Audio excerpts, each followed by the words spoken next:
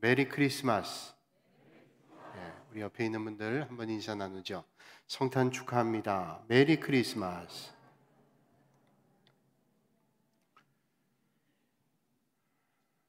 어제 성탄 예배 준비하면서 설교 준비하면서 있는데 옆에 방에 있는 우리 윤영순 목사님이 우리 목사님들이 출출할 때가 돼서 간식을 시켜 드시다가 저에게 치킨을 갖다 주셨어요.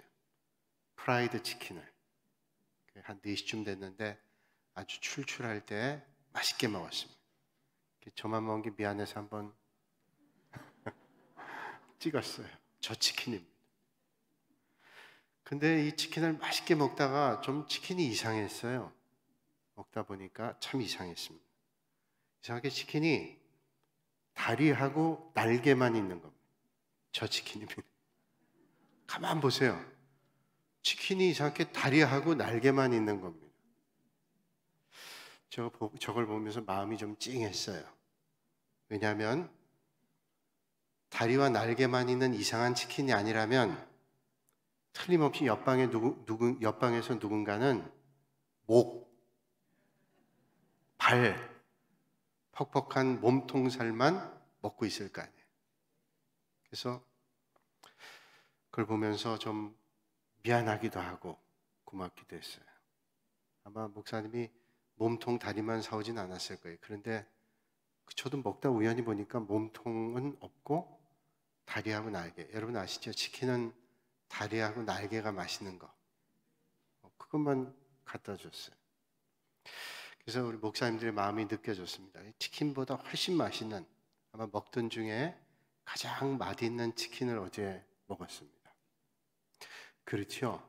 마음이라고 하는 게 참 중요합니다. 마음. 삶은 행동에서 나오죠. 행동은 어디에서 나오냐면 생각에서 나옵니다. 생각은 마음속에서 나오죠. 그래서 그 사람이 어떤 행동을 하느냐 하는 것은 그 사람의 생각이 나오는 것이고, 그 생각은 그 사람의 마음이 어떠냐라고 하는 것을 우리에게 말해주는 것입니다. 그러므로 어떤 마음을 품고 사는가 하는 것은 참 중요하죠. 오늘 여러분들의 마음속에는 누구의 마음이 들어가 계신가요? 어떤 마음으로 살고 계시는지요? 그리스도 예수님의 마음이 여러분 안에 계신지요? 아니면 남을 없인 여기는 교만한 마음이 혹시 여러분의 마음 가운데 자리 잡고 있지는 않으신지요? 오늘 성탄절 이 아침에 주님께서 우리에게 그리스도 예수의 마음을 품고 살라 이렇게 말씀해요. 오늘 성경의 배경이 되는 빌립보 교회는 바울에 의해 세워진 교회입니다. 바울이 복음 전하다가 옥에 갇혔을 때 빌립보 교인들은 정말로 열심을 다해서 바울을 옥중 수발했던 그런 교회입니다. 이 빌립보 교회는 우리가 알고 있는 대로 오늘 얘기하면 그리스도 북쪽 지역의 마게도냐의 주도인 도시지요. 빌립보에서 루디아라는 여인 만나고 그를 통해서 많은 사람들이 예수님을 영접했습니다. 교회가 잘 성장했는데 성장하는 교회도 갈등이 어려움이 있잖아요. 그 빌립보 교회 성도 가운데 유오디아와 순두계라는 사람이 있었는데 아마 교회에서 중요한 역할을 감당했던 여인들 같습니다. 근데 이 사람들이 열심히 섬기는 건 좋은데 섬기다가 시기하는 마음, 질투하는 마음, 알력 이런 것들이 생긴 것 같아요. 그래서 교회 화목을 깨뜨렸습니다. 그 성장하는 교회에 주춤하는 어려움이 있었어요. 다분히 인간적인 마음이죠. 시기와 질투와 알력, 누가 헤게모니를 잡느냐 이런 갈등을 가지고 교회가 어려움 가운데 있었습니다. 그래서 바울이 오늘 본문의 말씀을 주고 있는 거죠. 하나가 되어야 된다 이렇게 말씀해요. 아니 세상에 사람이 다 다르잖아요. 성품도 다르고 배운 삶의 자리도 다르고 겪었던 삶이 다 다른데 어떻게 하나가 될까요? 그러면 그 하나가 되라는 말은 어떤 말일까요?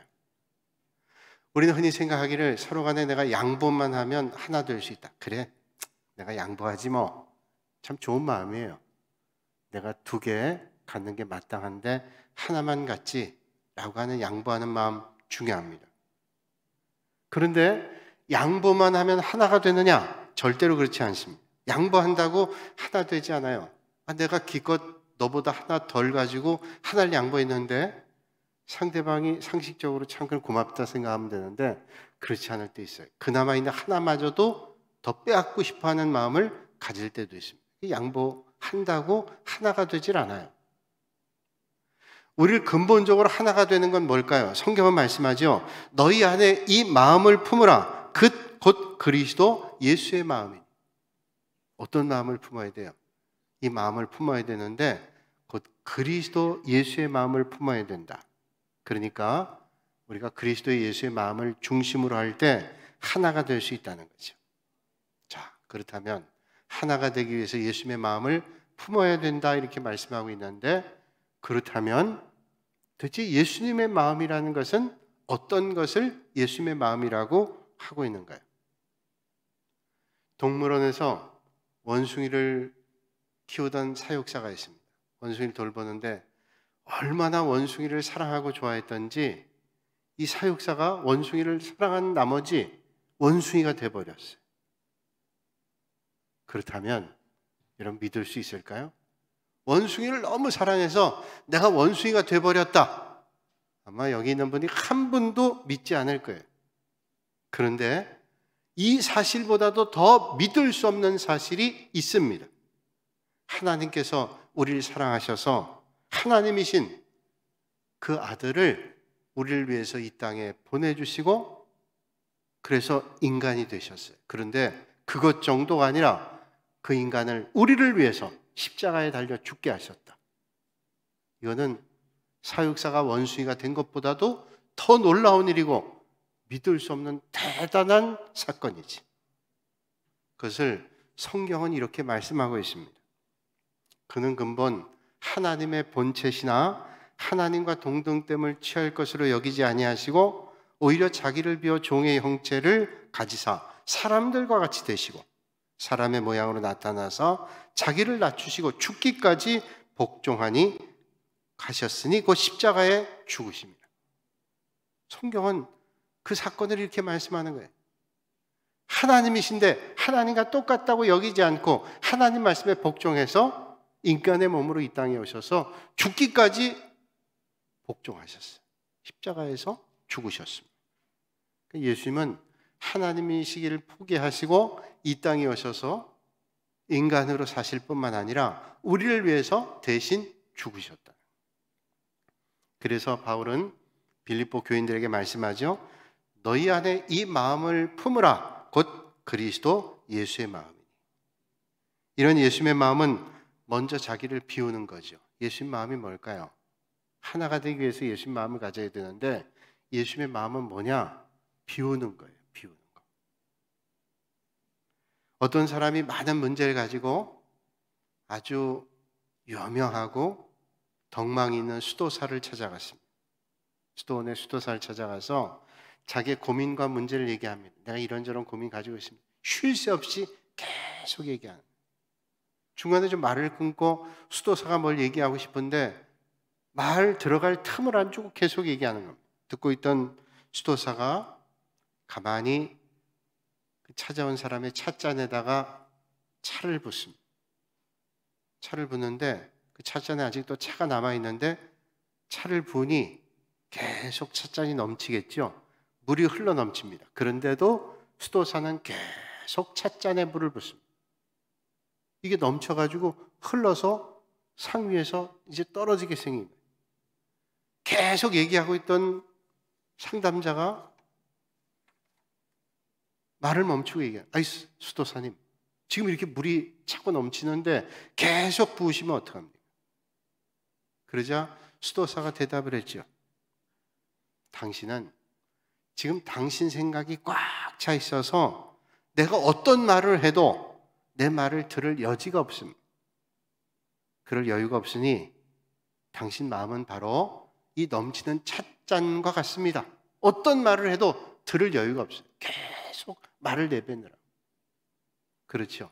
내 생각, 내 고집, 내 고정관념, 내 편견, 내 욕심으로 가득 차 있으면 절대로 내 안에 채워지지 않아요. 내 마음을 비워야 채울 수 있는 거예요. 그렇습니다. 무엇보다 먼저 자신을 비우고 그리스도 예수의 마음을 품는 게 중요해요. 예수의 마음을 품기 위해서는 먼저 하나님 중심이 아닌 것들을 비워내야 주님을 내 안에 채울 수 있다.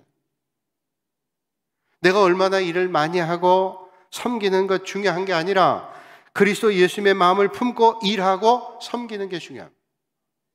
세상엔 열심히 일하고 뭐 그러면 중요하죠. 그 중요하지 않은 것보다. 그런데 우리 믿음의 길에는 열심히 일하는 것도 중요하고 섬기는 것도 중요한데 그것보다 중요한 것은 내 안에 예수 그리스도의 마음을 품는 게 더 중요한 거예요. 만약에 예수님 마음이 없이 일하고 섬기면 갈등이 일어납니다. 원망의 마음이 일어나기도 합니다. 여러분 생각해 보세요. 오늘 우리가 찬양을 하죠. 오늘 색소폰 우리 요벨 찬양단이 하나님께 찬양 올렸습니다. 근데 우리 찬양대가 내가 목소리를 좋아서 찬양한다. 여기 많은 사람들이 있지만 내가 그래도 여기 있는 누구보다도 목소리 좋아 찬양해 라는 마음을 가지고 있다면, 또 우리 요벨 찬양단이 내가 색소폰 이렇게 할 수 있는 실력이 있기 때문에 내가 이렇게 하는 거야 라는 마음을 갖고 계시지 않겠지만, 만약 그런 마음으로 우리가 한다 그러면 교만이 먼저 앞설 거예요. 또 만약에 내가 예배 드리는데 야 내가 얼마나 열심히 예배 드리는지 알아? 예배 드리지 않는 사람들 힐난하고 비난하는 마음으로 만약에 그런다면 그건 뭐예요? 하나님 앞에 예배 드리는 게 아니라 자기 교만만 싹 트는 거죠. 남을 정죄하고 비난하면서 그게 전부 의로운 마냥라고 생각할 수 있어요.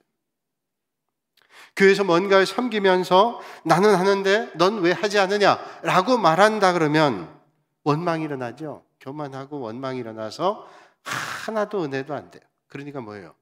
우리가 섬기는 것도 중요하고 봉사하는 것도 중요하고 어떤 일 하는 것도 중요하지만 그 일을 하면서 내 마음속에 어떤 마음을 가지고 섬기느냐, 예수님의 마음을 품고 섬기는 것이 중요하다. 그런 말씀이죠.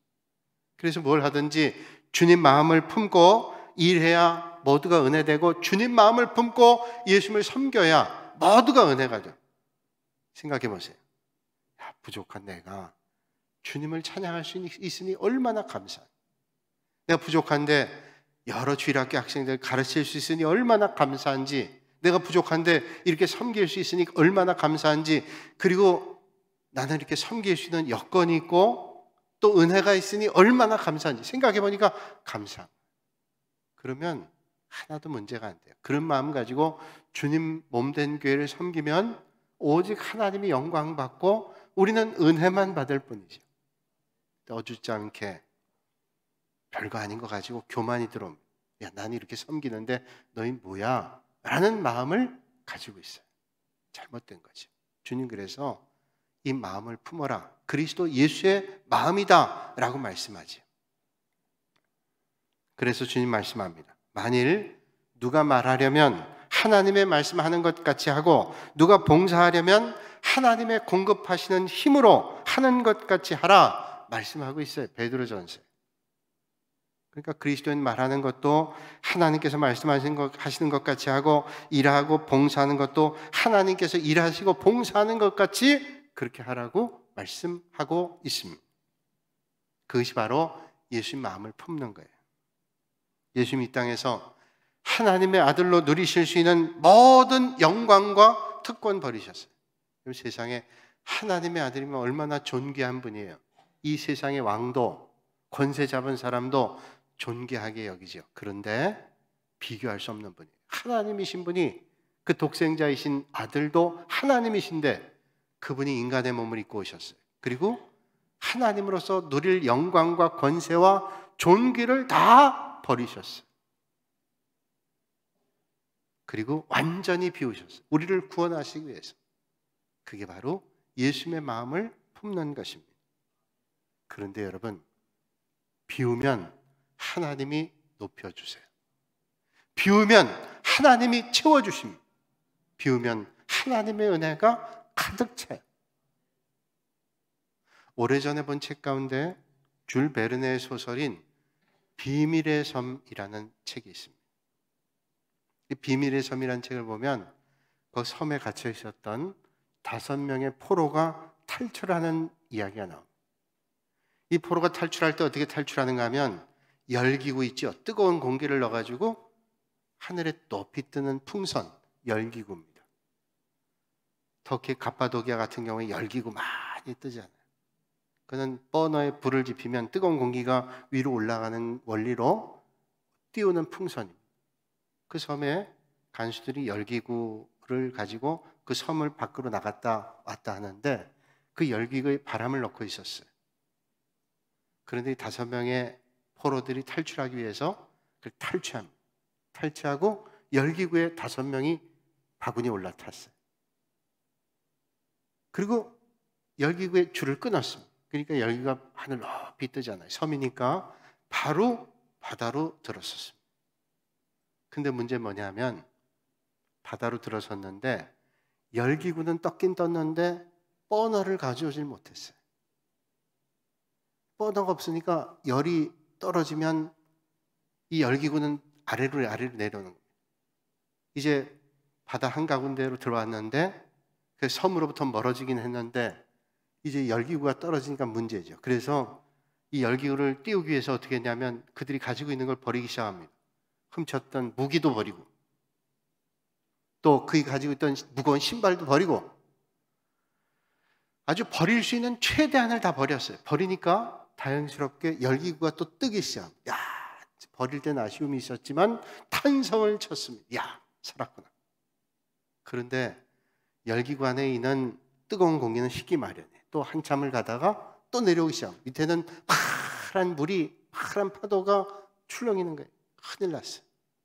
그래서 이제 어떻게 할까 하다가 음식도 다 버려요. 음식이 없으면 어디에 갈지 모르지만 음식이 없으면 죽잖아요. 그러나 물 밑에 떨어져 죽는 것보다는 음식을 버리는 게 나아요. 음식도 다 버렸습니다. 근데 그것도 역시 얼마 안 가요. 얼마 뒤에 점점 밑으로 내려옵니다.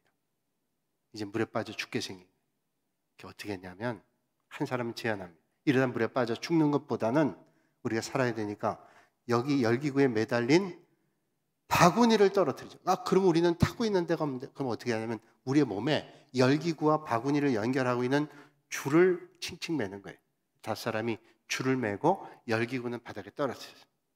그리고 떡하는 거예요. 떡이 있는데 저기 멀리 육지가 보이는 거예요. 점점 육지 쪽으로 가는 거예요. 야, 이제 살았구나. 그리고 줄을 다 끊고 물속에 떨어져서 수영해가지고 육지에 갔어요. 살았어요. 거기서 우리는 깨달음을 얻게 돼요. 어떤 깨달음을 얻게 될까요?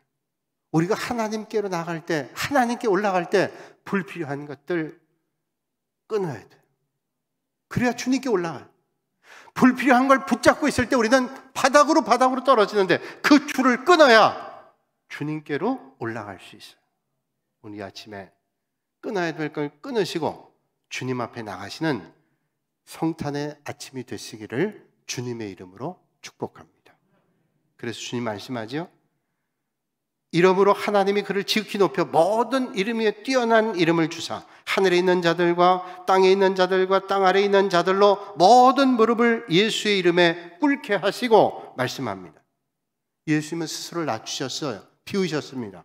근데 하나님은 높여주셨어요. 그리고 부활하시고 승천하시고 영광의 보좌에 앉게 해주셨습니다. 우리가 비우면 떨어지는 것 같아도 비우면 하나님이 높이시고 영광 받으시고 하나님의 영광의 보좌의 은혜 자리로 인도해 주신다고 말씀하고 계십니다. 오늘도 여러분 그렇게 나를 비워 주님께 복종할 때 하나님은 역사해 주실 줄로 믿습니다. 몽골에서 사역하시는 이용규 선교사님이라는 분이 계세요. 이분은 서울대학교에 동양사학과를 졸업하고 명문대학이죠. 미국의 하버드대학교에 중동 지역 연구를 역사를 공부했던 그래서 석박사학위를 받은 아주 똑똑한 분입니다. 이분은 그렇게 공부하면 한국에 와서 얼마든지 교편 잡을 수 있어요. 진로가 보장되어 있습니다. 그런데 다 그걸 마다하고 몽골에 선교사로 갔습니다. 평신도 선교사로. 그래서 평신도 사역하면서 몽골에 교육을 가르치고 이런 일들을 했어요. 그분이 쓴 책 가운데 아마 많은 분들이 보셨는데 내려놓음이란 책이 있고 더 내려놓음이란 책이 있어요. 그 내려놓음이란 책에 나오는 이야기입니다. 그분이 섬기던 교회 주일 예배 시간에 예배를 드리는데 그 교회 교인이었던 벌러르라고 하는 자매가 온몸이 땀이 젖어가지고 예배당에 뛰어들어왔습니다. 늦은 시간. 이 자매는 하나님의 은혜로 얼마 전에 청각 장애를 가지고 있었는데 하나님 앞에 기도하는 가운데 하나님께서 청각 장애를 고쳐주셔서 듣게 됐어요. 야, 이거 신천지를 만난 거죠. 듣지 못하던 자매가 하나님의 말씀을 듣게 됐어요. 온몸이 땀에 젖어가지고 예배당에 뛰어들어온 겁니다. 왜 이렇게 늦었는가 물어봤더니 이 자매가 예배드리기 전에 소를 끌고 나왔는데 몇 시간 전에 소가 도망간 겁니다. 그래서 그 소를 찾기 위해서 쫓아다니다가 놓쳐버렸어요. 몇 시간을 찾아 헤매다가 예배 시간 돼가지고 그 소를 놓고 예배당에 왔어요. 아니 지금 주일이지만 그에게 전 재산 같은 소를 쫓아다니다가 그걸 놓고 예배당에 와서 예배드리겠다고 앉아있는 그 마음을 이용규 선교사님 알잖아요. 하나님 앞에 기도해야 돼. 하나님, 이 자매가 그의 전 재산과 같은 소를 쫓아가다가 놓고 예배당에 왔습니다. 이 간절한 마음의 예배를 주님 받으시고 주님 절대로 이 자매를 실망시키지 말아주세요. 그렇게 기도했대요. 그 예배 끝났는데 밖에서 소 울음소리가 들리더래.